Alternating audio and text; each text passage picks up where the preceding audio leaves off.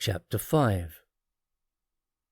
Thomas left the hotel at 4:45 p.m. He took a nice, slow walk to the Brandenburg Gate. Along the way, a large black automobile slowed and stopped. Thomas jumped into the passenger seat and closed the door. Franz sped away en route to Dachau. "Wow, this is very lavish. It's a big car for one person," Thomas enthused. "The Gestapo likes to travel in style, Tom," Franz laughed. "But it is too big and heavy for my liking. I prefer something lighter and faster. We should arrive at the secret house around 9:30, maybe 10 p.m. "And when we get to the secret house, what happens?" "You will change into an SS officer's uniform. You will have papers to authenticate your identity. You are inspecting the medical research and the general conditions of the facility. Your orders are to report back to SS headquarters in Berlin. Let me do most of the talking, as your German is very basic. You have a throat injury from inhaling poison gas, and have to rest your vocal cords. Keep your answers to ja or nein." "Yes or no. Got it," laughed Thomas. "Do you think they will believe I am an SS medical officer?" "Of course. The paperwork is official and registered in Berlin. I made sure of that.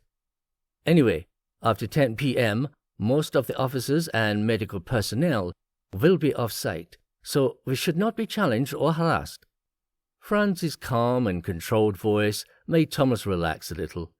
"And my name? You will be SS Officer Hans Müller from the Berlin headquarters," Franz smiled. "Relax, my friend. It's going to be fine." Franz and Thomas had time to catch up on each other's lives since they had last met in 1918. Franz seemed to know all about Thomas, his family, and his medical practice. "Yes, you have been very busy, Tom. You have a great work ethic. It is no wonder that you needed a holiday," Franz commented. "To tell you the truth, Franz, I have probably overdone it at times. I need to focus more on my family. I have been so busy working as an agent these last 15 years that, sadly, I neglected my parents. They are both dead now." "I'm sorry to hear that." "We were so poor for many years after the war, and I was not able to help them as much as I would like to because of my injuries. They did not get enough nourishment and succumbed to illness. My father was the first to go, then my mother a few years later. Then I was contacted by Harry and offered a job as an agent. I had done this work in the latter part of the Great War. Finally, after a lot of work, I managed to get into the Gestapo. I'm hoping that one day I'll be able to live in England or France." "So you have no family left?" "No, all my relatives are dead," Franz sighed. Thomas felt pity for this man that had never really known happiness. He had seen his childhood friends slaughtered in battle during the Great War. He had escaped with grave injuries, and now he had no family at all. "If you ever make it over to England, look me up. I would love to help in any way I can," Thomas assured him. "So you never married?" Franz laughed softly. "No. For one, I have been busy. The secret police kept me moving around frequently. Also, being an agent for the government and being in the Gestapo is hazardous work. It would not be fair to a wife, especially as I could end up dead suddenly any day." "I see your point." "But maybe, one day, if I survive," Franz smiled. The unlikely friends, the British doctor and the German Gestapo officer, drove on into the evening. Thomas was aware of his head bumping on the side window of the car. He started awake. It was dark. "Sorry, Tom, I hit a small bump," Franz spoke as he switched off the car ignition. "I must have dozed off." "Yes, and you snore," Franz laughed. "We are here, come." They were parked outside a small cottage. It looked out of place, located in a large clearing in the forest. Franz had a small flashlight. He guided them both to the front door and unlocked it. They entered the dark hallway, closed the door, and then Franz hit the light switch. They were standing in an ordinary-looking cottage. Tom followed Franz to the back parlour. Franz directed Tom to help him lift the heavy table away from the center of the room. Then together they rolled back the rug on which the table had been standing. There was a small knot hole in one of the floorboards. Franz hooked his finger into the hole and lifted a 6-inch board section. There, underneath the hinged section of the board, was a combination lock, the type you would find on a safe. Franz spun the dials back and forth with expert precision until he heard a loud click, and the door rose about 3 inches at the lock end. Franz pulled the small door up into its open position, where it rested in place. They climbed down a wooden ladder into the basement room. Franz switched on the light. The basement had lines of shelves packed with equipment, radios, guns, medical and emergency supplies. Hanging on the far rack was Thomas's SS uniform. He quickly changed. The boots were tight, but he managed to get them on with some effort. The final part of his uniform was the cap. Thomas snapped to attention. "How do I look, Franz?" "Very authentic. Here, put this in your holster." Franz handed him a pistol that he had loaded while Thomas changed. "Do you know how to use it?" "Yes, I'm familiar with this type." "You should not have to use it, but one never knows," Franz said calmly. After the final inspection, Thomas was given his papers and was now Hans Müller. "Okay. Do you have any questions about the plan?" Franz asked. "No, I will keep quiet and follow your lead." Franz had altered his appearance by putting on a pair of spectacles. His new papers had him wearing the same. "My name is now Oskar Degler. Do you like it?" "Not as much as your current name," Thomas smirked. Franz laughed. "Now, upstairs there is a toilet. There is food and drink in the kitchen if you're hungry. Put your clothes in the boot of the automobile. The chances are that we will not be coming back here." Once ready, they left the secret house and drove to the Dachau camp. It was dark, and Thomas couldn't see much on the way. Finally, they arrived at the gated entrance. Armed guards approached the driver's side of the car. Franz had his documents ready and handed them to the guard for inspection. The stern-faced guard carefully examined his papers, returned them, and waved the car through. Once parked, they walked to the officers' quarters and talked to the commandant in charge of the night shift. Franz told the commandant that the Berlin headquarters had tasked Dr. Müller to inspect a building in the camp codenamed Grisch Gott 100, translated as Greek God 100 in English. The commandant, a young, fresh-faced man, went pale and started to tremble. Spoken in German, "I'm afraid that the building does not exist. Sorry, Herr Degler. Sorry, Dr. Müller." Franz looked menacingly at the youth. He leaned forward slowly and scowled at the commandant. The black trench coat, fedora-style black hat, and cane had the desired effect of making the younger, less experienced man break into a sweat.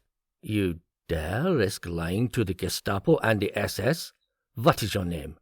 "Strasse, Friedrichstrasse," the commandant shouted and stood up, shaking. The commandant looked like he was going to cry or faint.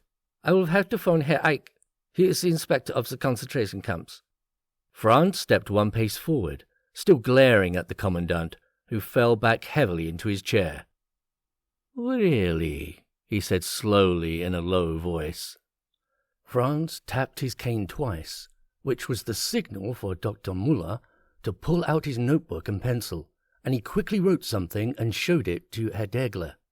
The commandant looked from the imposing SS Dr. Müller and then at the Gestapo officer. Herr Degler glanced at the note and handed the pad back to the doctor. "The SS doctor here says he knows Herr Eick very well. He would call the group lead himself if he hadn't damaged his larynx, and tell him to get rid of the idiot night commandant who disrespected his rank and his orders," Franz relayed. He said all that in the note?" "He knows shorthand," Franz replied. "So, Commandant Strasse, are you going to help us? Or would you prefer the wrath of the SS command and the Gestapo to come falling on your head?" The commandant's nerve finally gave out. "Okay, yes, follow me. Keep close, please." They followed the commandant through the camp. Thomas had not realized that this prison facility was so large. There was hut after hut. It was dark and quiet. They continued to trudge on for a few more minutes. They came to a gate. 2 guards with rifles stood to attention, and searchlights swept from the towers. The guards gave the Nazi salute and asked to examine Dr. Müller and Herr Degler's identification. After a tense moment, the guards stepped aside for their superiors. The 2 officials entered a courtyard, but noticed the commandant was not going with them. He explained that he was not authorized to go further and quickly hurried away. The doctor and the Gestapo agent looked at the large, imposing building, then at each other, and walked towards the entrance. The massive structure looked like an aircraft hangar. It had no markings or windows. They heard the lock click as they reached the metal door, and the door opened. As they stepped inside, an older man with a shock of white hair greeted them. "Herren Willkommen!" The older man in the white coat snapped his heels and saluted them. Dr. Müller understood this was a greeting, so he smiled and nodded. Next, Herr Degler introduced them and explained why they were there. Dr. Müller understood the older man had presented himself as a professor of some type. Professor Wilfras, Professor Wolverine, was the name that Dr. Müller picked out of the conversation. The aptly named professor happily turned and spun the dials on the combination lock on the inner door. They walked through the second door into a small narrow hallway, another door, another combination lock. Finally, the party of 3 got into one of the leading research rooms. There was medical equipment everywhere, microscopes and glass test tubes. It reminded Thomas of his chemistry lab at Harrow and the hospitals he had worked at during his medical training. He also noticed several operating tables. There were straps to secure the patients. A group of inmates in their striped uniforms were cleaning and disinfecting the vast room. They kept busy with their work and did not even look up as the professor gave Dr. Müller and Herr Degler a tour of the room. Professor Wilfras informed them in German, "This is the main treatment room where the subjects receive their drug cocktails and surgical procedures."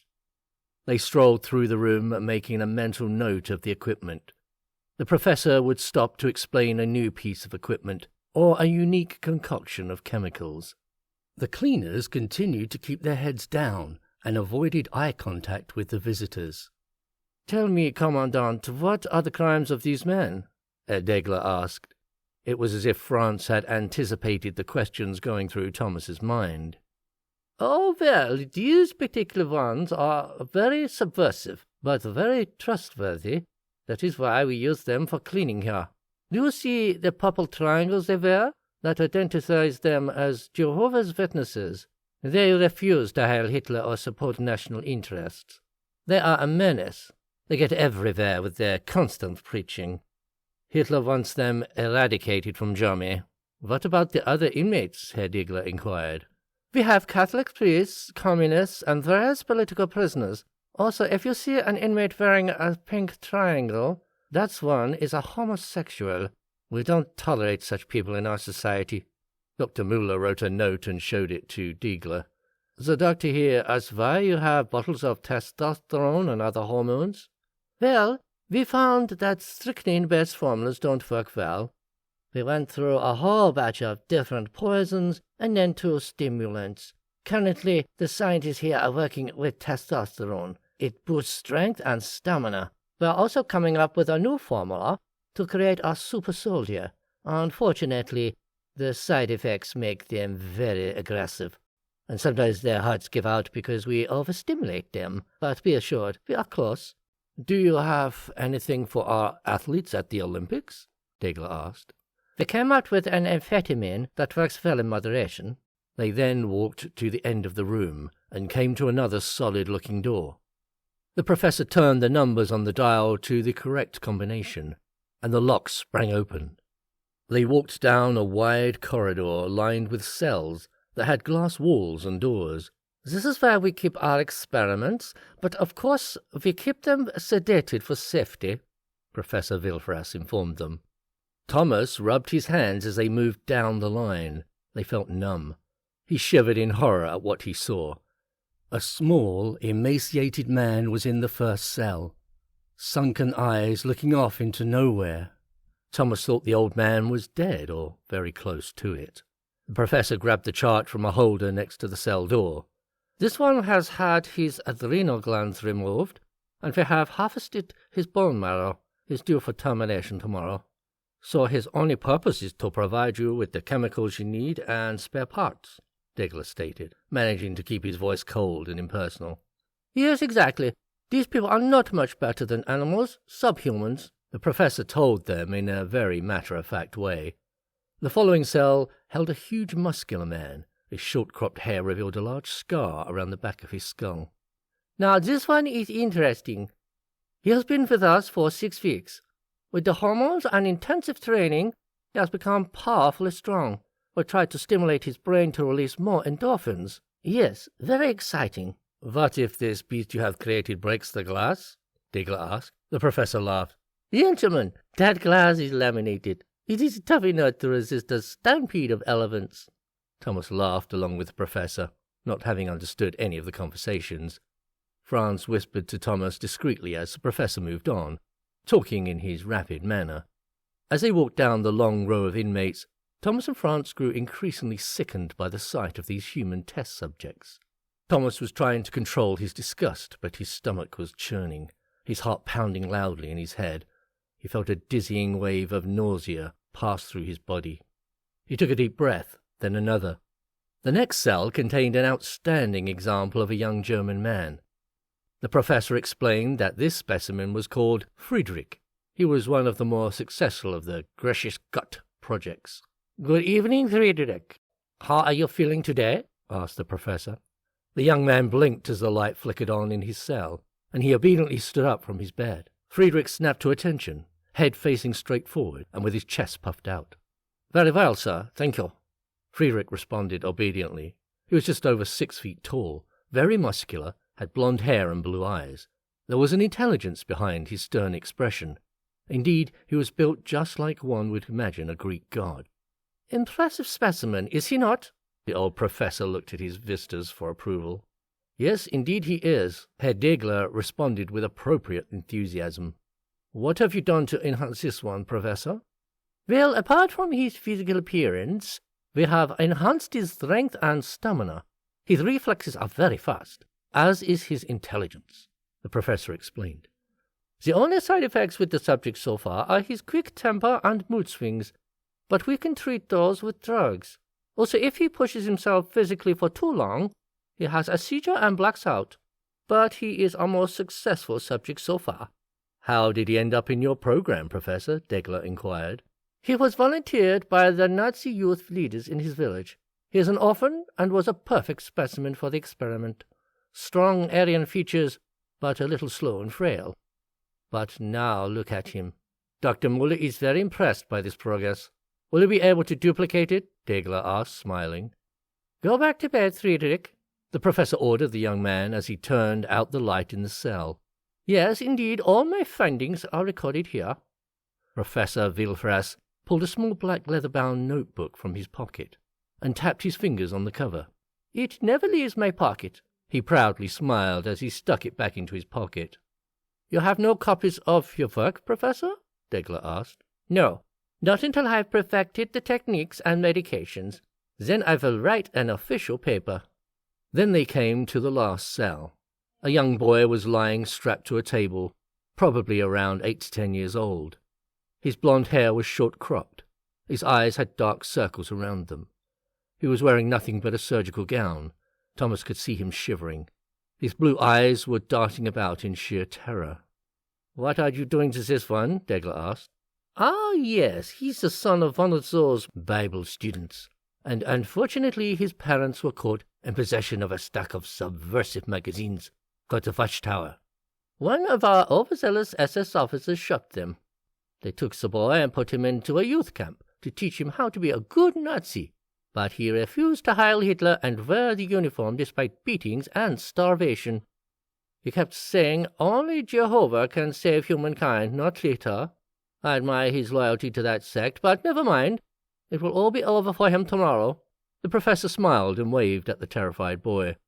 Dr. Muller looked questioningly at Herr Degler, who knew what the doctor was thinking by his expression. So, you intend to kill him? No, We are going to remove various glands, drain his blood, and harvest some of his organs. Then he will be dead. At least in death he will further the Nazi Party cause, Professor Wilfras laughed. Franz could feel his temper rising through the fog of repulsion and nausea. His fists clenched, and he stepped toward the old man. Thomas caught his arm and whispered, "No, Franz. There's a better way. Trust me." Franz stood and tried to swallow his anger. The professor turned to face Dr. Müller and Herr Degler. "Is everything all right, gentlemen? Is something troubling you?" "No, certainly not. You are doing a good work here, Professor." Herr Degler had quickly composed himself and smiled warmly. "Good, thank you," the professor answered, but his face betrayed some suspicion as he stared briefly at the two visitors. Finally, he turned and walked towards another cell. Before Thomas could react, Franz had darted behind the professor and, with one swift movement, twisted the older man's head so quickly that his neck gave a sickening snap, and he fell lifeless to the floor.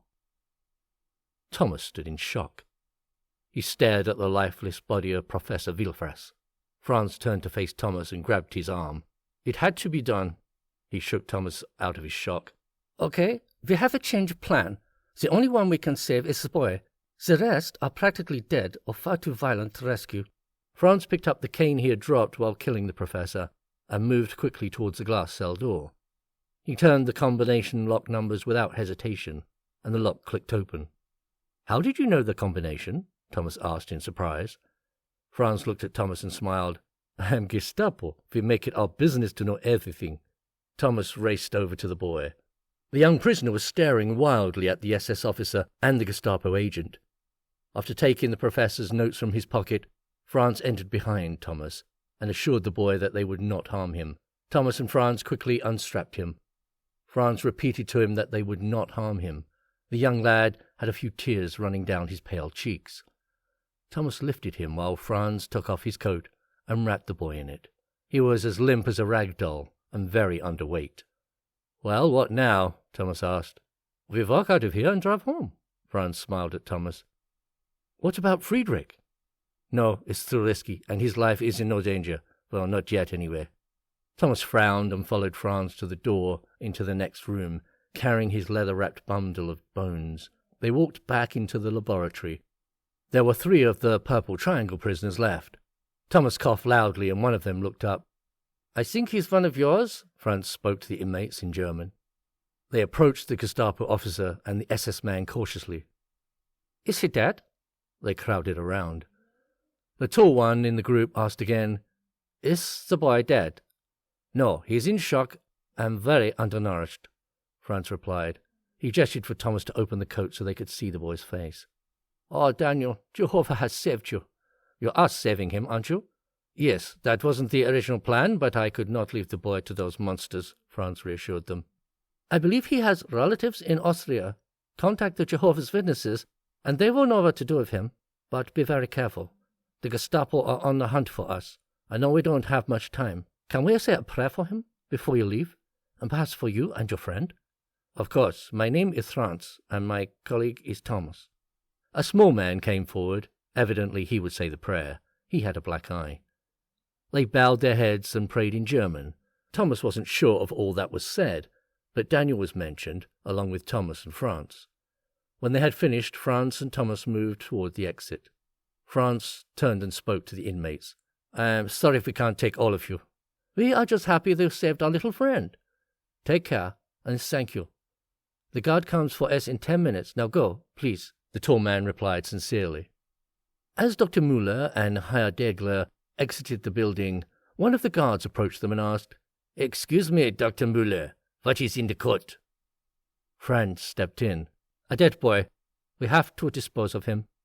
The guard glanced at the coat. The pale boy's head was showing, and the guard looked a little sick as he took a step back. "Okay, I had to check, sir." Once they had reached the Gestapo car, Franz opened the trunk, and Thomas laid the bundled-up boy gently inside. "This is just until we get away," Franz whispered to him. The commandant came striding towards them, stomped his foot and saluted them. "Have a good evening, Herr Degler. Dr. Müller, I trust everything was to your satisfaction?" "Yes, Thank you for your cooperation, Commandant Strauss. Dr. Muller here is delighted with your progress. Herr Diegler smiled, and the doctor took the cue, smiled and nodded. The Commandant was visibly relieved and smiled back. Franz got into the driver's seat and started the car. Commandant Strauss opened the passenger door for the doctor, who nodded in thanks and got in. Before he closed the door, the Commandant spoke. You will send a good report to Herr Eich? The doctor smiled and nodded, following Franz's cue. Then, pleased and reassured, the Commandant closed the door and waved them through the gate. Franz drove through at a speed that disguised the urgency of their situation. Once away from the prison, he sped up. They needed to be as far away as possible in the shortest time.